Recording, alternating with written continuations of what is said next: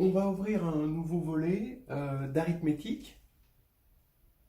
Et là, cette petite séance, c'est juste une séance de motivation informelle pour se mettre en jambe et puis pour comprendre un petit peu ce que l'on fait.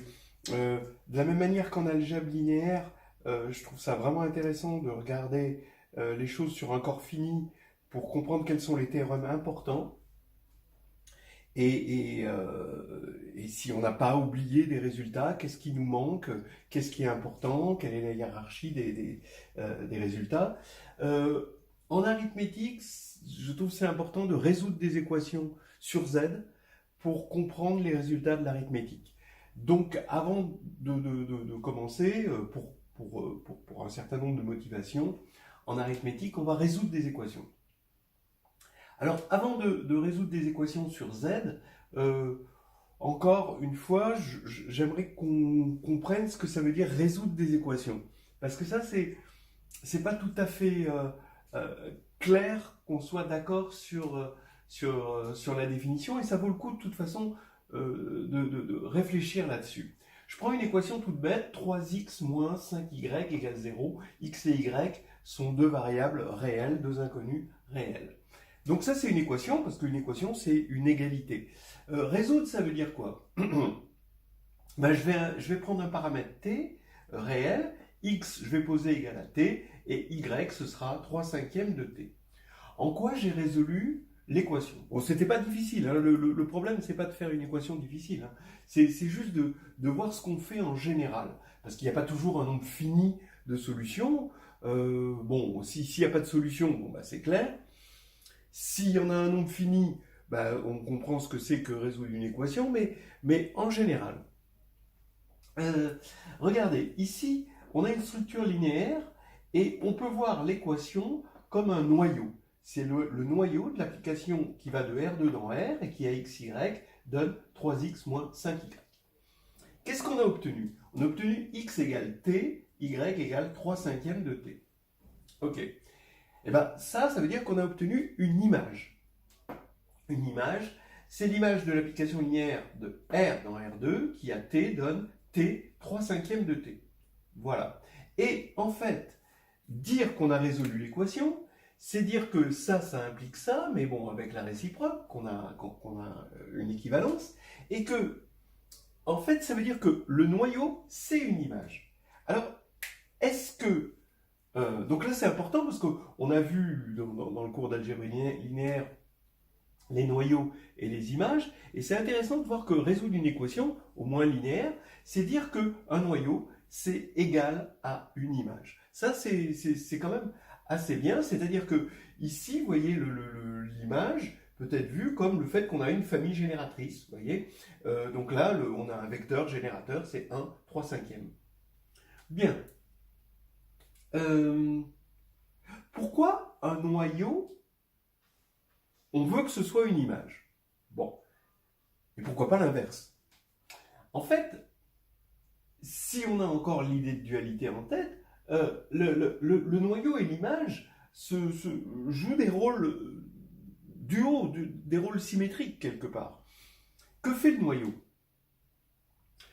Le noyau est intéressant. Avoir un ensemble de solutions sous forme de noyau est intéressant parce que si vous avez, je vous donne par exemple, je ne sais pas moi, le point 2, 4.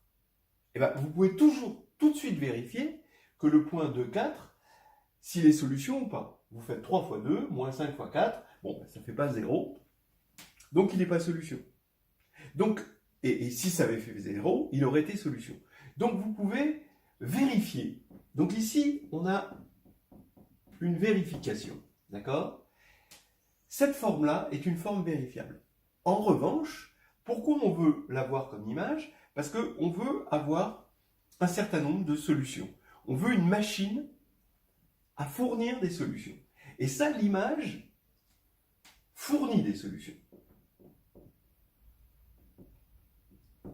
Donc ici, par exemple, vous voulez une solution, vous prenez t égale 10, ça fait 10, 6. Voilà. Hein. Donc vous avez autant de solutions. En revanche, l'image est une mauvaise vérificatrice. Et le noyau est un mauvais fournisseur. Donc on a un qui vérifie, mais qui ne fournit pas, et lui, l'image, qui fournit des solutions. Mais par contre, si je vous dis, est-ce que 2, 4, on avait dit 2, 4, est solution, bah, vous faites x égale 2 et égale 4, bon, bah, ça vous demande de réfléchir quand même, vous voyez. Alors que là, c'était beaucoup plus direct. Bon, voilà. Donc, en fait, quel est l'idéal quand on veut résoudre des équations? L'idéal, c'est d'avoir quelque chose comme un noyau qui est égal à une image. Alors là, ça y est, on a atteint l'objectif parce qu'on a deux formes possibles du même ensemble de solutions. Un que l'on peut vérifier, donc vous me donnez une solution et je vous dis si c'est bon ou pas. Un autre où vous pouvez fournir. Voilà. Et donc, où vous dites, allez, voilà, on a la machine qui balance les solutions.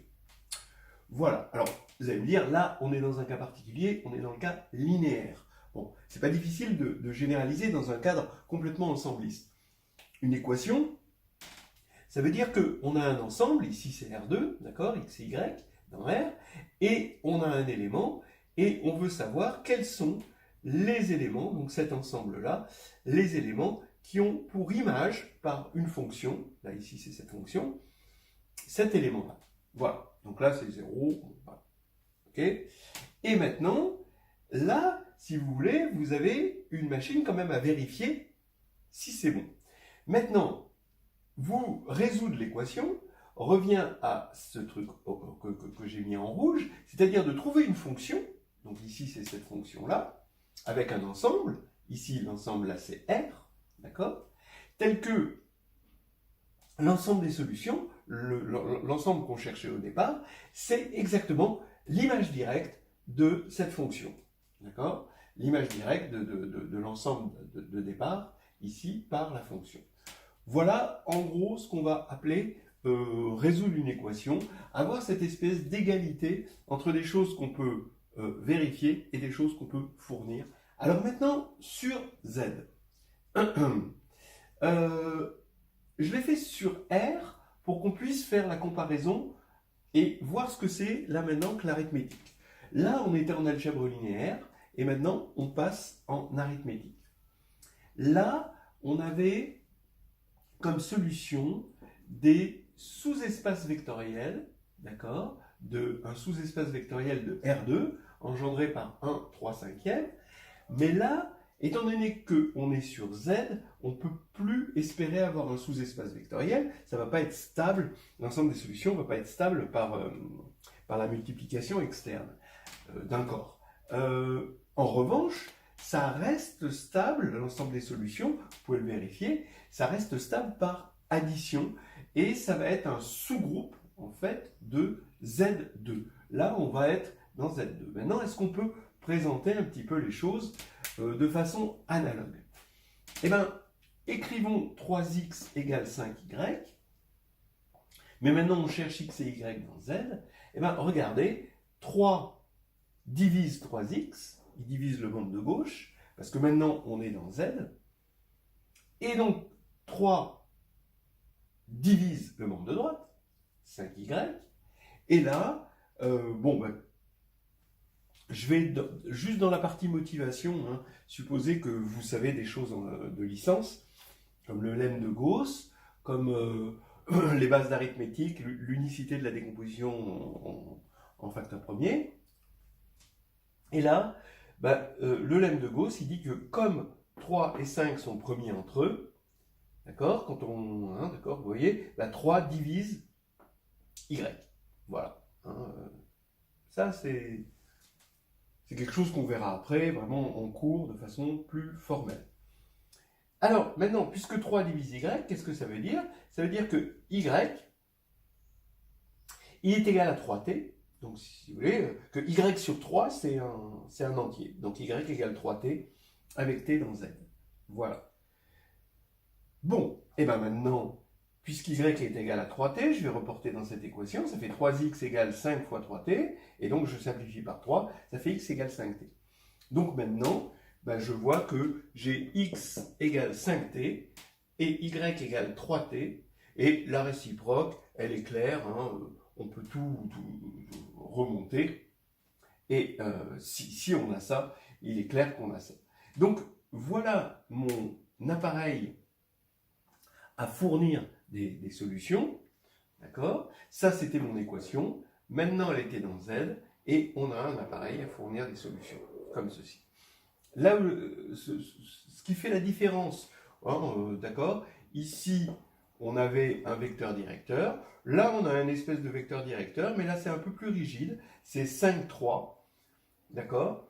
Et la différence fondamentale dans nos méthodes pour résoudre là par rapport à là, c'est la divisibilité.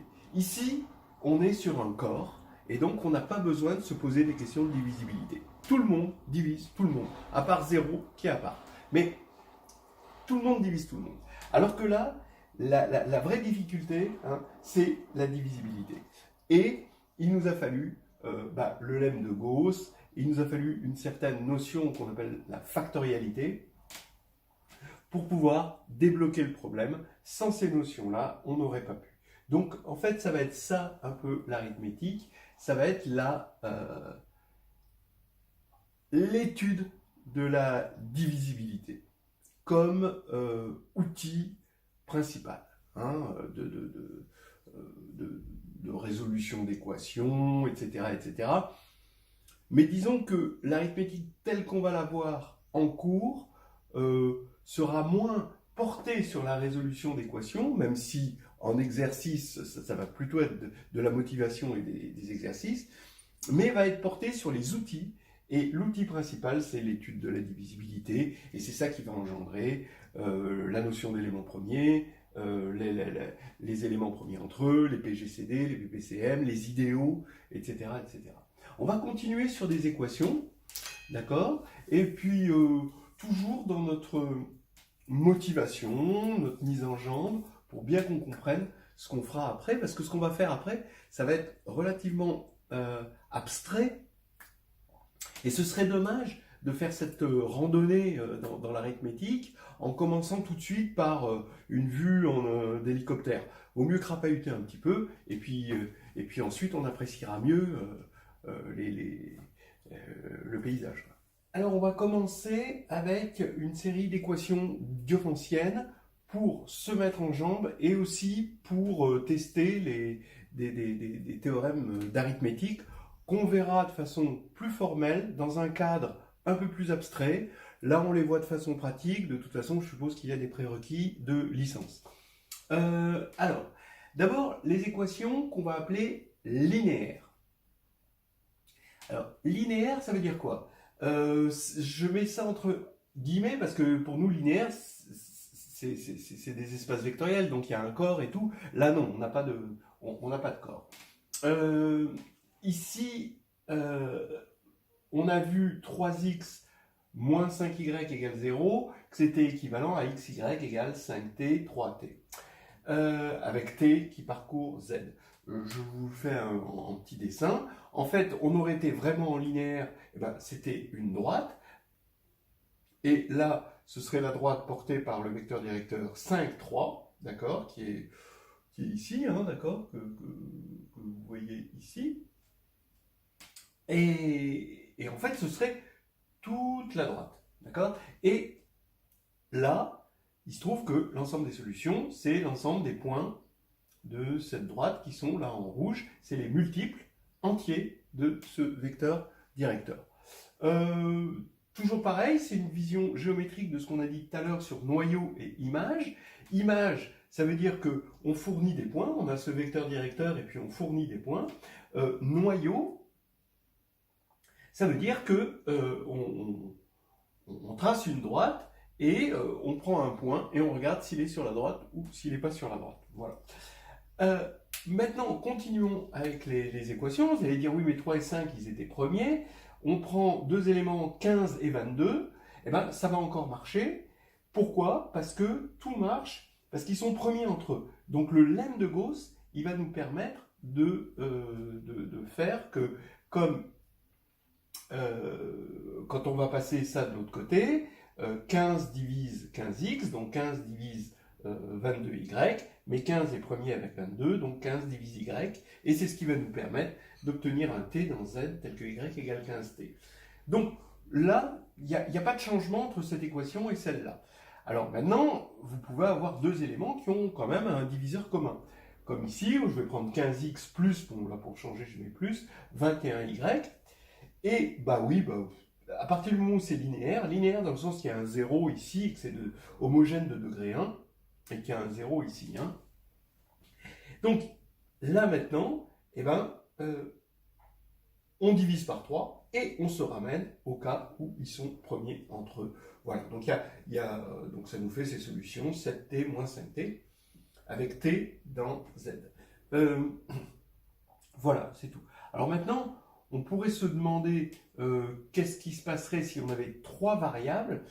Trois variables, c'est un petit peu plus compliqué et il va falloir qu'on passe par la fine pour retrouver le problème à trois variables.